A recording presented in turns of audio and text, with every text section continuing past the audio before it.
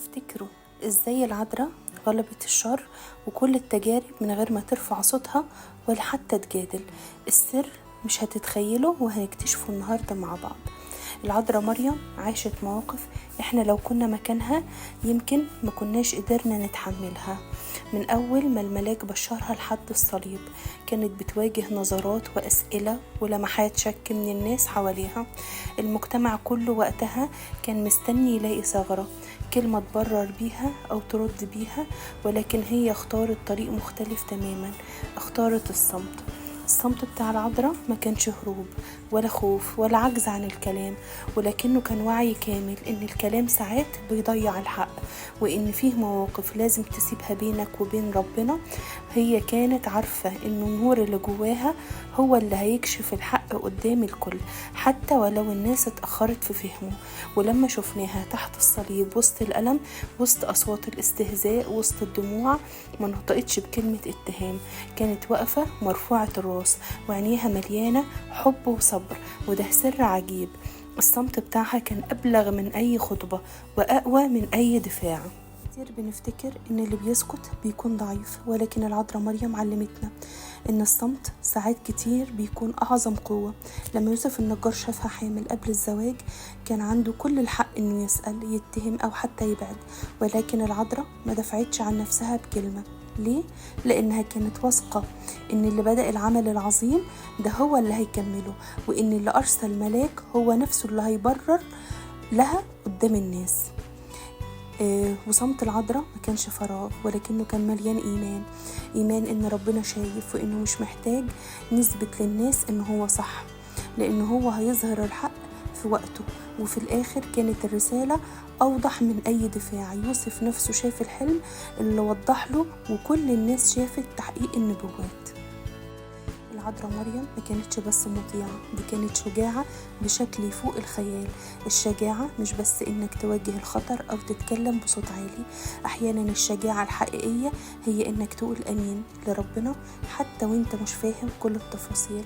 العذراء وافقت ان هي تبقى ام للمسيح، وهي عارفة ان ده ممكن يعرضها لكلام الناس ورفض العيلة وحتى خطر الموت حسب الشريعة، ومع ذلك قالت ليكن ليك قولك.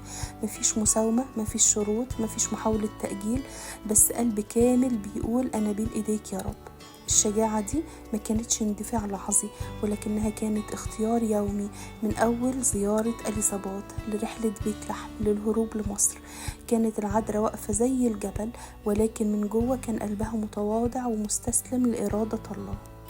فيه مواقف في حياة العذراء بتكشف قد ايه الاحتمال فضيلة عظيمة، وخصوصا لما يكون صامت، ومش صامت لانه مكسور، ولكن صامت لانه واثق. العذراء كانت بتسمع كلام الناس وهم بيشككوا، يمكن البعض كان بيلمح او حتى بيقول صراحة اسئلة مؤلمة، ازاي ومنين، ولكنها ما وقفتش تبرر او تدافع، سابت الله هو اللي يبررها في الوقت المناسب. الاحتمال بتاعها مش بس كان قدام الناس، لكن كان قدام الأحداث الصعبة، الميلاد في مزود فقير، الهروب في عز الليل، الغربة في أرض غريبة، والرجوع لحياة بسيطة. كل ده وهي محتفظة بنفس الهدوء، بنفس الإيمان، بنفس الثقة إن في إيد هي اللي بدأت العمل معاها، وهو نفسه اللي هيكمله. الاحتمال ده بيعلمنا إن القوة مش دايما في الرد، أحيانا القوة في الصمت اللي مليان سلام. عذراء كانت مثال حي للإنسان اللي بيحط حياته كلها بين إيدين ربنا، مش اتكال نص نص، ولكن كان اتكال كامل. من أول لحظة قالت فيها هوذا أنا أمة الرب ليكن ليك قولك. الكلمة دي مش سهلة، لأنها معناها التسليم مطلق، حتى ولو الطريق مجهول، حتى لو فيه ألم أو تضحية. اتكالها ما كانش معناه انها ما تعملش حاجة، بالعكس كانت بتخدم وبتسعى وبتتحرك، ولكن في قلبها كان فيه يقين ان ربنا ماسك زمام الامور. لما سمعت انها هتولد وهي عذراء ما سألتش ازاي عشان تعترض، لكن سألت علشان تعرف، وبعدين سلمت. ولما جه وقت السفر لبعد المسافة في عز الحمل مشيت من غير ما تتردد، ولما جه وقت الهروب لمصر قامت فورا ونفذت. الاتكال ده هو اللي خلاها تمشي وسط كل المجهول، وكأنها ماشية في طريق ممهد، لأنها في قلبها شايفة ايد ربنا بتقودها، حتى ولو عينيها ما كانتش شايفة الطريق كله. العذراء مريم كانت مدرسة في الصبر، مش الصبر اللي معناه بس أستحمل وخلاص، لكن الصبر اللي معناه رجاء وثقة. من يوم ما حملت بيسوع وحياتها بقت سلسلة من التحديات، نظرات الناس وكلامهم ومشقة السفر وأوجاع الولادة في مزود بسيط وبعدها الهروب لمصر. تفتكروا العذراء ما كانتش بتحس بالتعب؟ أكيد كانت بتحس، ولكنها ما كانتش بتسيب التعب يسرق سلامها. كانت شايفة إن كل خطوة فيها قصد ربنا، حتى وهي واقفة تحت الصليب، المشهد اللي أي قلب بشر ممكن ينهار فيه. العذراء كانت واقفة مش منهارة ولا معترضة، ولكن كانت واقفة في صمت وقلبها بيتألم ولكنها ثابتة. الصبر ده مش وليد لحظة، ده صبر اتبنى مع الأيام من خلال حياة الصلاة والتأمل والتسليم الحقيقي. والصبر ده هو اللي بيخلينا نتعلم منها إن حتى لو التجربة صعبة ربنا ما بيسيبش، وكل لحظة وجع ممكن تتحول لبركة لو مسكنا في إيده وثبتنا. العذراء ما كانتش معتمدة على قوتها ولا حكمتها البشرية، ولكن كل حياتها كانت مبنية على الاتكال الكلي على ربنا. لما الملاك بشرها بولادة المسيح كانت عارفة إن ده أمر أكبر من قدراتها، أكبر من أي عقل يستوعبه، ولكنها ما حاولتش تلاقي خطة بديلة أو تعتمد على ذكائها. اكتفت بس بكلمة ليكن ليك قولك. في حياتها الاتكال ده ما كانش مجرد كلمات، كان فعل يومي. في رحلة الهروب لمصر، في الغربة، في كل موقف صعب كانت بتسلم كل حاجة لإيد ربنا. الاتكال ده بيخلينا نفهم إنها ما كانتش بتعيش بالمنطق البشري بس، ولكن بالإيمان إن ربنا ماسك كل التفاصيل. الاتكال على الله مش معناه إني أقعد ومش هعمل أي حاجة، ولكن معناه إني أشتغل وأسعى وأنا عارف إن النتيجة في إيده وإن هو اللي بيكمل الناقص. العذراء كانت بتعمل اللي عليها، ولكنها كانت عارفة إن قوتها الحقيقية مش في نفسها ولكن كانت من ربنا. العذراء مريم عاشت سنين طويلة ما بين وعد ربنا وتحقيقه الكامل، من أول ما الملاك بشرها لحد ما شافت يسوع في مجده بعد القيامة. كانت بتمر بأوقات انتظار طويلة. الانتظار ده مش سهل لأنه بيختبر الإيمان وبيكشف عمق الثقة في ربنا في الوقت اللي الناس كانت مستنية المسيح المخلص يملك على إسرائيل.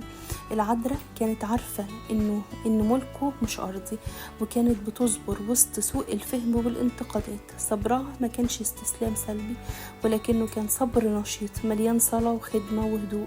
الصبر عند العذراء مش بس في الأحداث الكبيرة، ولكن كمان كان في تفاصيل الحياة اليومية، في رحلة الغربة لمصر، في الرجوع للناصرة، في تربية يسوع، في الأيام ما كانتش فيها معجزات أو أحداث عظيمة. كانت برضو صبرة وعارفة إن كل حاجة ليها وقت وخطة عند ربنا. عذراء مريم كانت مش بس أم لرب يسوع دي، لكنها بقت أم للكنيسة كلها. الرحمة اللي في قلبها ما كانتش محصورة في بيتها أو أهلها، ولكنها كانت بتفيض على كل إنسان يقرب منها. لما نقرأ عن عرس قانا الجليل نلاقيها بتلاحظ احتياج الناس حتى قبل ما يطلبوا، وتتدخل بهدوء وتطلب من يسوع من غير ما تعمل دوشة أو تلفت النظر علشان تفرح قلبهم. الرحمة الحقيقية اللي في العذراء مش بس إحساس، ولكن كان فعل بيترجم في صبر، في مساندة، في صلوات بتترفع لربنا عن الناس. علشان كده لحد النهاردة الملايين بيجروا لها وبيشعروا إنها بتسمع وبتحنو، لأنها فعلا أم مليانة رحمة. والرحمة اللي عند العذراء كانت امتداد لرحمة المسيح نفسه، واللي خلى الناس كلها تحس إنها ملجأ آمن وقت الضيق. مريم عاشت لحظات كان ممكن أي حد فيها ينهار. من أول لحظة ما الملاك بشرها وهي عارفة إن الطريق مش هيكون سهل، وإن كلام الناس ممكن يوجع، وإن المستقبل مجهول، ولكن في كل المراحل كانت بتحافظ على سلامها الداخلي، سلام جاي من ثقتها الكاملة في ربنا. حتى وهي واقفة عند الصليب والدموع في عينيها كان فيه هدوء عجيب حواليها، وكأنها وسط عاصفة ولكن قلبها واقف على الصخرة. السلام اللي عاشته العذراء ما كانش معناه إنه ما فيش ألم، بالعكس كان فيه ألم كبير، ولكن كان فيه إيمان. وده سر السلام الحقيقي. السلام ده كان نور للي حواليها وبيطمنهم حتى في أصعب اللحظات. علشان كده أي حد يلجأ للعذراء بيلاقي راحة وسكينة مش بيلاقيها في أي مكان تاني. مهما كانت العاصفة اللي في حياتك. افتكر ان السلام اللي عاشته العذراء مش حاجة بعيدة عنك. لو سلمت قلبك لربنا زيها هتلاقي السلام بيملاك حتى وسط الألم. ولو الفيديو ده لمس قلبك شاركه مع حد يكون محتاج يسمع الكلمات دي، واكتب في التعليقات انت ازاي بتلاقي سلامك في ربنا. وما تنساش تعمل لايك للفيديو، سبسكرايب لقناة لحظات من يومي على اليوتيوب، وفولو على الفيسبوك علشان يوصلك كل جديد. وسلام المسيح معايا ومعاكم، وربنا يدينا دايما سلام زي سلام العذراء. امين.